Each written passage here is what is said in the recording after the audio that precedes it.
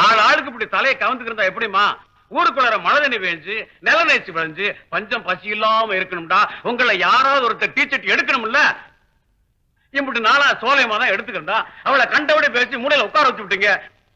இங்க பாருங்க, ஊர் நிலைமை அனுசரிச்சு உங்களை யாராவது ஒருத்தர் டீச்சர் எடுங்க தாயே.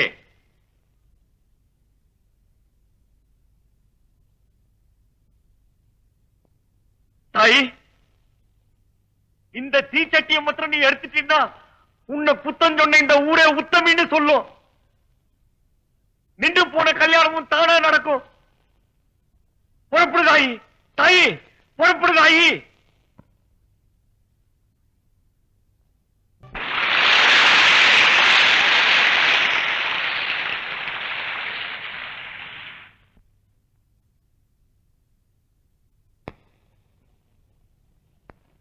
தாயி, தாயி, அத்தா சோலையம்மா.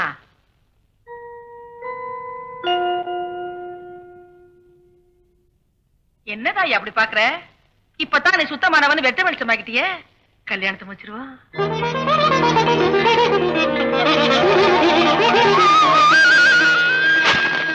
அத்தை உட்காருங்க. மாமா நீங்களும் உட்காருங்க.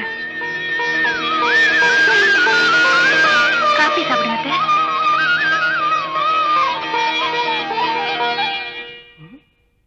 என்னத்தா பால் தெரிஞ்சிருக்கு போல் இருக்க? தெரிஞ்சு போன பாலை காப்பி போட்ட?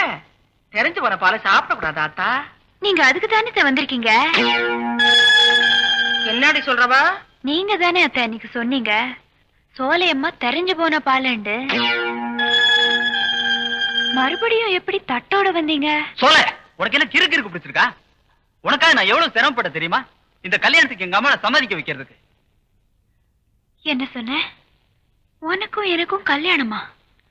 10 நாளா பச்சை தண்ணி கூட பல்லுல படாம பட்டினியா கிடந்து இந்த உசுறு போயிராம இழுத்து பிடிச்சுக்கிட்டு கிடந்தனே, அது உன்னை கட்டிக்கிறதுக்காக இல்லையா?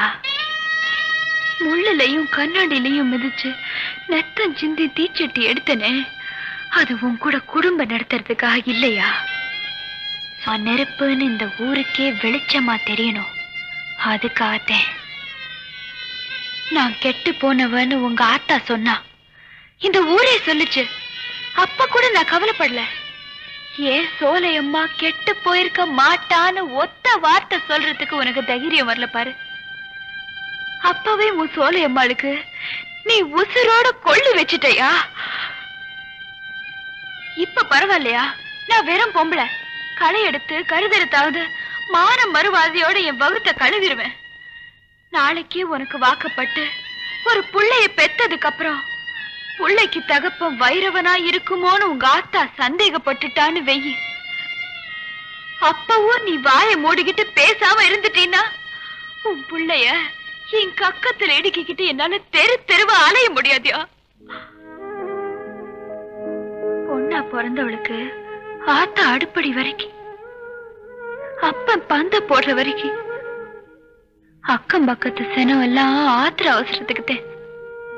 ஆனா கட்டுன புருஷந்தாயா கட்ட வேகிற வரைக்கும், கடைசி வரைக்கும் காவ காக்க வேண்டிய நீயே கண்ணை மூடிக்கிட்டு பேசாம இருந்துட்டியே. வேணா சாமி, எனக்கு புருஷனும் வேணாம், புள்ளையும் வேணாம். நீ வேற யாரையாவது கட்டிக்கிட்டு சந்தோஷமா இரு.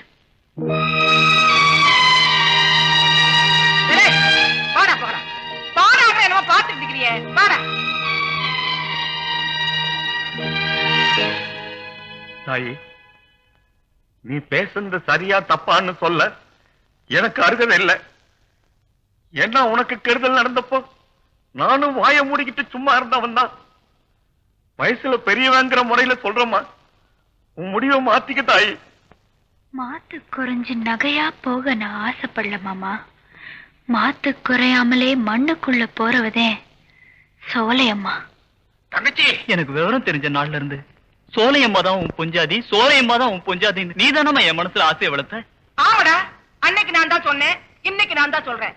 கஸ்தூரி தான் உன் பொஞ்சாதி. நீ என்ன சொன்னாலும் சோலையம்மா தான் எனக்கு பொஞ்சாதி. அப்படியா? அதையும் பாக்குறேன். நாளைக்கு நான் பந்த போடத்தான் போறேன்.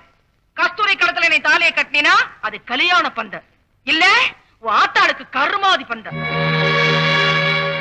நாளைக்கு நான் மாலை வாங்கத்தான் போறேன். அத அவ கழுத்துல போட்டினா அது கல்யாண மாலை, இல்ல உன் ஆத்தாளுக்கு கடைசி மாலை. எது இஷ்டமோ அதை செஞ்சுக்க. போட.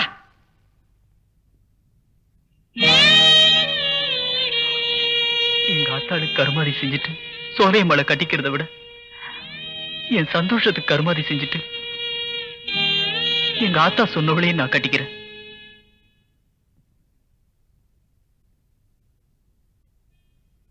இருளாயி, இதுவரைக்கும் நான் உனக்கு சோறாக்கி போட்டிருக்கேன், துணிமணி துவைச்சு போட்டிருக்கேன், உன் கைய காலை புடிச்சு விட்டுருக்கேன், உன்னை சாமியா நினைச்சு கும்பிட்டு இருக்கேன். ஆனா ஒரே ஒரு சுகத்தை மட்டும் நான் உனக்கு தரலடி. என்னது?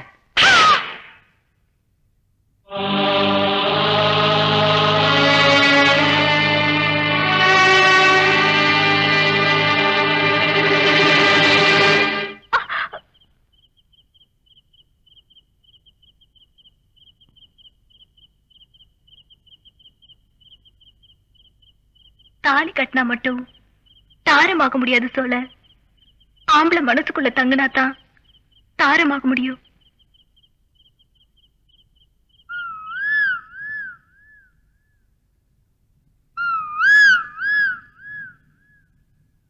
என் பால் ராசு என்ன தவிர வேற யாரையுமே நினைக்க கூடாதுன்னு நெத்தம் நான் பூசை பண்ணுன அவரோட காலடி மண்ணு.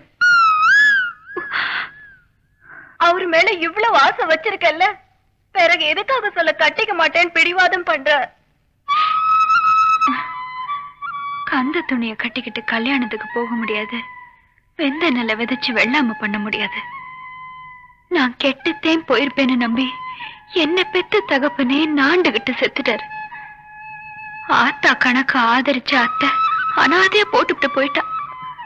சோலையம்மா தீயின்னு சொன்ன இதே ஊரு சோலையம்மா தீஞ்சு போயிட்டான்னு சொல்லிருச்சு.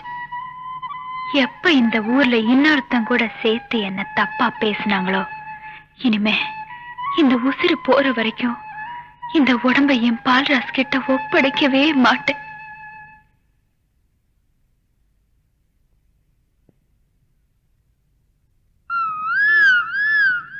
என்னையே நினைச்சிட்டு இருக்கிற என் பால்ராசோட வாழ்க்கை தரிசா போகாம இருக்கணும்னா நீதாம்மா அவருக்கு பொஞ்சாதியா வரணும்.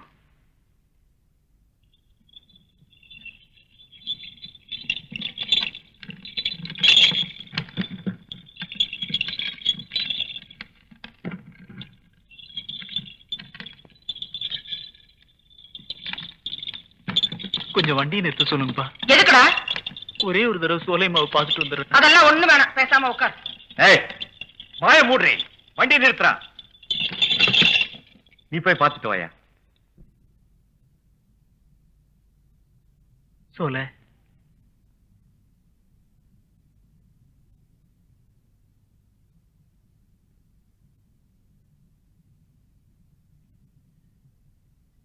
நான் செஞ்சது சின்ன தப்புதான். ஆனா நீ எனக்கு கொடுத்த தண்டனை ரொம்ப பெருசு. நீ பிடிவாதமா இருக்கிறதுனாலதான் எங்க ஆத்தாலும் பிடிவாதமா இருக்கு.